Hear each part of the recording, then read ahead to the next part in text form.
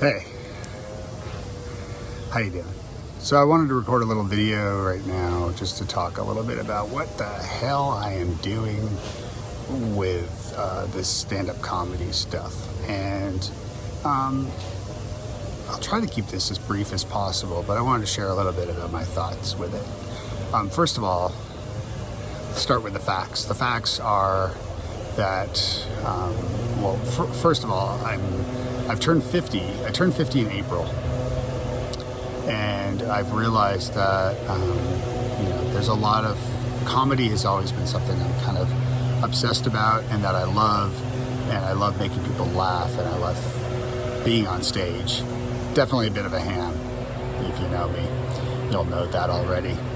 Everything from being a class clown back in school in the early years, to joking around with friends and family, to just to being silly a lot of the time. And that goes even as far as like making my kids laugh, making Heather, my wife, laugh as well, and just goofing around, trying not to take things too seriously, which I do have a habit of doing when you have your own business. There's a lot of that involved. And a lot around self-doubt also, and self-confidence, and kind of, that's always a bit of a struggle when you run your own business as well. Anyway, so I turned 50 in April and decided, okay, you know what, I'm gonna make it a goal to finally try stand-up. And I talked to a couple other speaker friends. I do a lot of public speaking, and they've been dabbling in that too. So I decided, this year I'm gonna try it, and I did. And the first attempt, which I will share the videos soon enough, the first attempt went well, actually, pretty good, considering it was my first time. And I wrote about it on the newsletter, on the Substack. So hopefully you're subscribed and reading that. I'm kind of sharing updates there. And but the feedback I got was good. I took a comedy 101 kind of class, stand-up comedy 101 class with Third Coast, with Carl Roberts III, who's great, and met some other aspiring comics, and those who just wanted maybe to try it and see what would happen. So some probably taking it more seriously than others, but that's fine. I mean, this is, what are we doing here? But But what happened was, so I tried it the first time, July 29th, 2022, and it went well. And so the next day I was, a couple things happened. One, I'm not like a big wishy-washy universe person, woo-woo, some people may say, but I also have found that there's something to it. I don't know, but there's a story that sticks in my head through many years, which is the story of Jim Carrey's success as a comedian and an actor. And the short version is that he wrote a check for himself for $10 million at the very beginning of his career, when he was like 19 years old or something like that. And he kept it with him in his wallet all those years, and it became tattered and kind of ripped around the edges and that kind of thing, as you would imagine. But he finally was able to cash the check, and I think it was like 3 years or 5 years later when he was able to cash the check. In business, in sort of the business world, I think it's Jim Collins, I think, came up with it. He's an author and a consultant and stuff, and he came up with this thing called a BHAG, which is an acronym for Big, Hairy, Audacious Goal for your business. And the idea is to set like a really big goal that, why not, right? And try to work towards that BHAG.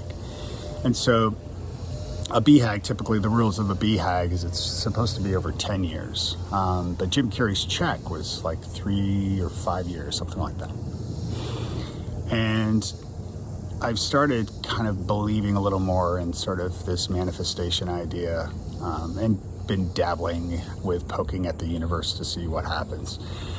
at any rate, a couple things happened after my first night of stand-up. The first was that I took my kids to go see Nope, which is a great movie, at the Belcourt here in Nashville, which is an independent movie theater, which I love. And I went to the Belcourt, and the guy that was cashing, getting our tickets prepared, was Andre, who was a comic that I'd seen the night before and met the night before at the open mic. And he was a sweet guy, nice guy. And he was really supportive. He's just like, oh man, he's like, you should come to the next, he's like, you're the Canadian, is what he said right away, which I thought was funny. And then the kids were like, what the heck? But he said, hey, we're doing there's another open mic on Wednesday, and you should come at Cabana Taps. And the following week I was out of town, but the next week I actually went to that, and I wrote about what happened there, so I won't bore you with the details here. You can read about that in the Substack. But Andre recognizing me and seeing him the day after, I thought was interesting. It was almost like a sign, like, hey, you should keep doing this. And he even gave me like a little discount, which was cool. So I was like, wait, that's interesting. So when I was driving, I was talking to my daughter, Ella, and I said, Ella, what do you think I should, she's like, what's your plan with this comedy thing? And I said, I don't know, what do you think? And she's like, she just kind of pulled it out of the air. She's like, Netflix special, maybe? And I said, yeah. And I said, how long do you think? And she said, 3 years. Totally pulling the number out of a hat. And so I agreed. So that is my BHAG. That is my Jim Carrey check. Of course, I will happily take $10 million too. So at 50 years old, I am now working my way towards a Netflix special. Not something I'm overly loud about with other comics, because everybody's an aspiring comic, and some would probably kill me for that. I mean, just to say that. To actually have the audacity as well is kind of funny. But I believe I can do this. I should also add that, I'm not new to being on stage. I've done some acting. I've done plenty of keynote presentations in front of audiences and training and workshops and that kind of thing. So it's not like I'm a total novice at being on stage and reading an audience. And of course, with improv, I studied with Second City in Toronto, and then had my own improv troupe in Ireland and performed regularly here in the States and elsewhere. So this is all not coming from left field exactly, but it's all sort of coming together now. I found with improv, one thing is you can't do it alone, and you need to depend on other people. And I found a lot of my life has settled on DIY sort of mindset. Maybe it's the punk rock roots of like, just do it yourself and get it done. James Altucher wrote a good book years ago called Choose Yourself, which I enjoyed and got a lot of inspiration from too. And so, who also embarked on his own kind of comedy deal. Of course, he was able to buy a comedy club, so that helps.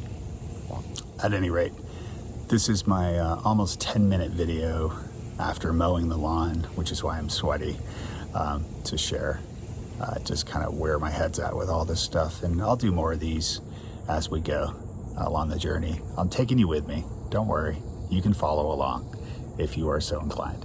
So thanks for watching. Subscribe to the channel, and I'll share more as we go. Thanks.